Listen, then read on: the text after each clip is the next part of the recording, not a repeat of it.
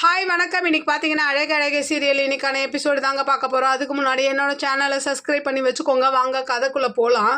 மலர் அப்படியே ஏக்கத்தோடு பார்க்குறாங்க மதி. ஏன்னா 4 மணிக்கு எழுந்து சாப்பிடாம கூட இவங்க வேலை பார்த்துக்கிட்டு இருக்காங்களே அப்படின்னு சொல்லி ஏக்கத்தோடு அவங்கள அப்படியே பார்த்துக்கிட்டு இருக்கும் போது என்ன ஆகுதுன்னா சுரேஷ் வந்துடுறாரு. அப்போ வந்து இவங்க டீ கொடுக்குறாங்க. மலர் போய் டீ கொடுப்பாங்க. அப்போது மதி என்ன பண்ணுறாங்கன்னா பாக்யராஜ் அப்பா கிட்ட போய் இந்த மாதிரி கேட்குறாங்க. இந்த மாதிரி நான் எங்கள் அப்பாவை பார்க்க போனோம், பர்மிஷன் கொடுங்க அப்படின்ற மாதிரி.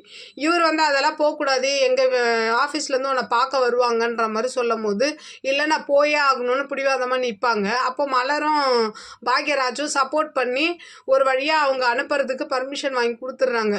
அவர் என்னன்றாருன்னா சுரேஷை கூட்டிகிட்டு நீ போ அப்படின்ற மாதிரி பாக்யராஜ் அப்பா சொல்வார். அப்போ இவங்க அம்மா என்ன சொல்கிறாங்க, சுடிதாரில் போகாத சாரியில் போ அப்படின்ற மாதிரி இவங்களும் ஒரு மாதிரி சொல்லவும் சரின்னு சொல்லிட்டு மலர் தான் கூப்பிட்டு போய் சாரியெல்லாம் மாற்றிக்கிட்டு வராங்க.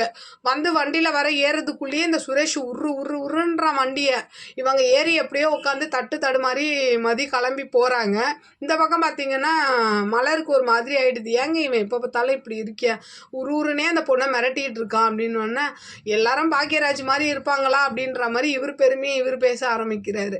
அப்படி இந்த பக்கம் பார்த்தீங்கன்னா இவங்களால உட்காரவே முடியல. ஏன்னா இவன் ஸ்பீடாக வண்டி ஓட்டிகிட்டே போகிறதுனால மதியால் உட்காரவே முடியாமல் ஆட்டிக்கிட்டே வருவாங்க வண்டியை. அப்போ சுரேஷ் டென்ஷன் ஆகிட்டு எதுக்கு இப்படி வண்டி ஆட்டிக்கிட்டே வர, இப்போ உங்கள் அப்பாவை பார்த்தே ஆகணுமா அப்படின்ற மாதிரி திட்டிகிட்டே வரும்போது அப்போ அவங்களுக்கு கோவம் வந்தது.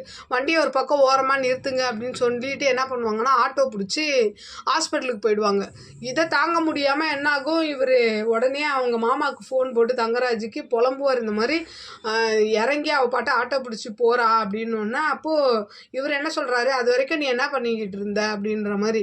இல்லை அவள் ட்ரெஸ்ஸு சரி பண்ணலான்னு பார்த்தா அதுக்குள்ளே அவள் ஏறி போயிட்டா அப்படின்னோன்னா சரி நீயும் கிளம்பி இங்கே வா அப்படின்னோன்னா ஹாஸ்பிட்டலுக்கு 2 பேரும் போகிறாங்க. போய் இந்த மாதிரி பார்க்குறாங்க அவங்க அப்பாவெல்லாம்.